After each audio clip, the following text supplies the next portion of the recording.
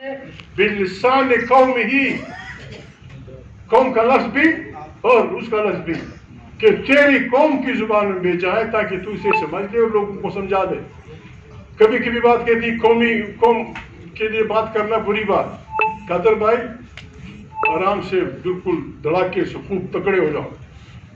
موسیٰ علیہ السلام کی پیغمبری صرف ایک بات پہ ہے، کوئی عالم دین اس کو غلط ثابت کر دے میں معافی مانگوں گا۔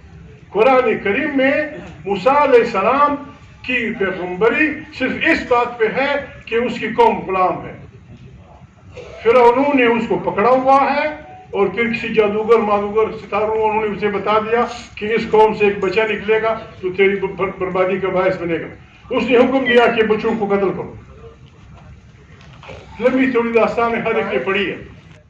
پارلیمنٹ، الیکٹڈ پارلیمنٹ طاقت کا سرچشمہ ہوگی، جاسوسی اداروں کا اس میں رول نہیں ہوگا، اور لوگوں کی زبانوں کا احترام ہوگا۔ زبان یہاں معافی چاہتا ہوں، میرے اس دوست نے کہا شاید جہاں صحیح نہیں کہا، ایک پاکستان، ایک قرآن، ایک اسلام۔ بابا قرآن کریم ایسا نہیں کہتا۔ قرآن کریم کے واضح الفاظ ہیں کہ میں نے نہیں بھیجا کہیں بھی کوئی پیغمبر، کوئی نبی، کوئی رسول سوائے اس کی زبان کا۔ یہ قرآن کریم کے الفاظ ہے، کوئی بھی چیلنج کرنا چاہے، دو مولانا صاحب یہاں بیٹھے ہوئے، کہ میں نے کوئی بھی نبی، رسول، پیغمبر کسی قوم کے پاس نہیں بھیجا سوائے کہ اس کی اپنی زبان میں۔ اور پھر محمد صلی اللہ علیہ وسلم سے قرآن کریم ایک خاص